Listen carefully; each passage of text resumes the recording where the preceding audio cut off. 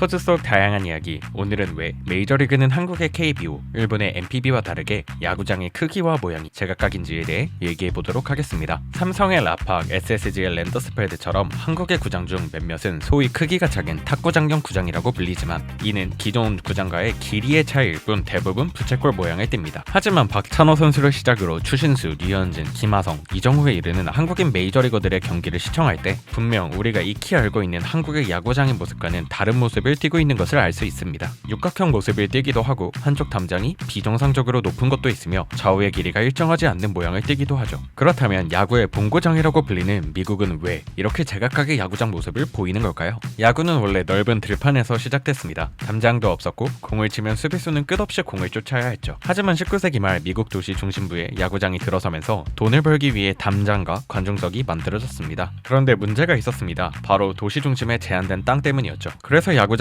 어쩔 수 없이 좁고 기형적인 형태로 만들어졌습니다. 대표적인 예가 바로 보스턴 레드삭스의 펜웨이 파크입니다. 홈런볼이 옆 자동차 판매장에 차를 깨지 않도록 왼쪽 담장만 무려 11.3m의 거대한 그린 몬스터를 만들었죠. 따라서 펜웨이 파크의 경우 그린 몬스터의 영향으로 홈런은 적게 나오지만 펜웨이에만 존재하는 트라이앵글의 영향으로 2루타, 3루타 비율이 높게 나오는 구장 중 하나입니다. 대체로 홈런은 타자의 풀스윙에서 나오는 힘이 핵심입니다. 우타자는 자연스러운 몸의 회전으로 3루 쪽을 향해 당겨칠 때, 좌타자는 1루 쪽을 향해 당겨칠 때 최대의 파괴력을 발휘하죠. 이는 스윙 궤적과 타구 속도가 홈런에 최적화되기 때문으로 MLB 데이터에 따르면 당겨진 타구가 홈런의 절반 가까이를 차지한다고 합니다. 한편 양키 스타디움의 경우 우측 펜스가 짧기 때문에 자연스럽게 좌타자가 홈런을 치기 쉬운 구조로 되어 있습니다. 이정후 선수의 홈구장인 오라클 파크 또한 우측 펜스가 높고 바다에서 불어오는 역풍 때문에 좌타자에게 매우 불리한 구장으로 알려져 있습니다. 실제로 좌타자가 이 구장에서 한 시즌 30홈런 이상을 기록한 마지막 사례는 2004년에 베리 본즈가 마지막일 정도죠. 이처럼 MLB의 구장 특성은 천차만별이기에 경기장의 고유한 특징에 따라 원정팀들도 맞춤 전략을 세웁니다. 좌타자 지옥이라 불리는 오라클 파크에서는 저한 선발이 아님에도 우타자 중심의 타선을 구성하고 펜웨이 파크에서는 홈런을 노리기보다는 2루타, 3루타와 같은 장타를 노리며 고지대에 위치한 콜로라도의 쿠어스필드는 타구 비거리가 유독 길어 뜬공형 투수보다는 땅볼형 투수를 위주로 기용하는 로테이션을 팀들은 가져가죠. 이처럼 구장의 구조가 제각각인 만큼 홈팀은 이를 최대한 활용할 전략을 구상하고 원정팀은 매 경기마다 새로운 환경에 적응하는 과제를 안고 경기에 임하게 됩니다. 그런데 왜 한국의 KBO나 일본의 NPB는 대부분 똑같은 모양일까요? 한국의 KBO, 일본의 NPB 구장은 거의 복작품처럼 좌우 95m, 중앙 120m의 표준화된 부채꼴 구조로 비슷한 것을 알 수 있습니다. 왜냐하면 바로 공정성을 최우선으로 하는 리그 철학 때문이죠. 1980년대 한국은 프로야구 출범과 서울올림픽을 동시에 준비했습니다. 따라서 잠실, 사직, 대전 등 전국 도시의 신속한 구장 건축을 위해 좌우 95m, 중견 120m라는 당시 건설교통부 체육시설 표준 설계안을 적용하게 됩니다. 그러다 보니 구장들의 설계가 동일해 특정 구장에서 특정 이점이 있는 이른바 구장 효과가 없어 모든 선수가 구장별로 적응할 필요 없이 오직 실력으로 경기를 한다는 공정성이 보장되었습니다. 일본 NPB도 비슷한 맥락에서 구장을 설계했습니다.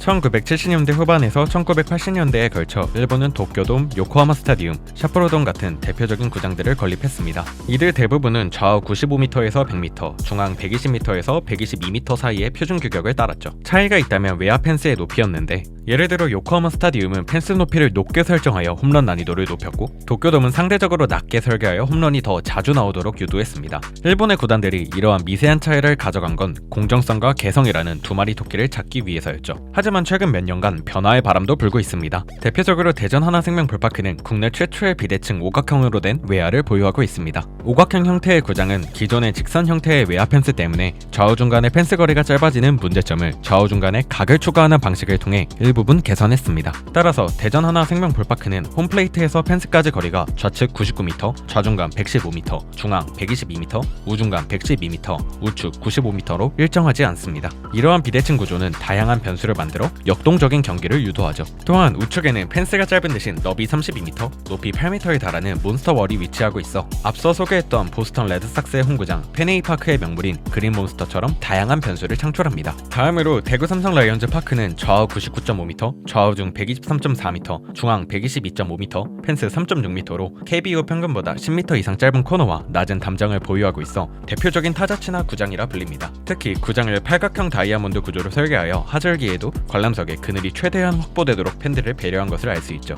이러한 다이아몬드 구조는 원형 구조에 비해 많은 인원을 수용할 수 있으며 특히 라팍의 경우 모든 좌석이 마운드 방향을 향하도록 설계하여 어느 좌석이든 허리를 돌리지 않고도 투수와 타자를 볼 수 있는 최적의 관람 환경을 제공합니다. 이와 같은 새로운 형태의 구장은 타자들에게는 새로운 도전, 팬들에게는 신선한 관전 포인트가 되곤 합니다. 일본도 오사카에 위치한 교세라돔을 필두로 일부 구장에 개성적인 요소를 적극적으로 추가하고 있습니다. 교세라돔의 외야 펜스는 기존 구장들에 비해 높이가 낮고 홈런라인 위치가 관중석과 가까워 몰입도를 높입니다. 특히 한신 타이거즈의 홈구장인 고시엔 구장은 외야가 넓고 좌중간, 우중간까지의 거리가 길어 역사적으로 투수 친화적 구장으로 악명이 높았죠. 이처럼 KBO와 NPB, MLB의 차이는 단지 경기장의 설계가 아니라 문화와 철학의 근본적 차이가 바탕이 됨을 알 수 있습니다. 야구장은 단순히 공을 치고받는 공간이 아닙니다. 이것은 국가와 도시의 가치관이 고스란히 녹아든 문화적 산물입니다. 미국의 야구는 개성과 다양성을 상징합니다. MLB의 30개 구장 모두가 완전히 다른 모양을 가지고 있는 이유는 바로 각 구장이 도시와 팀의 정체성을 반영하기 때문이죠.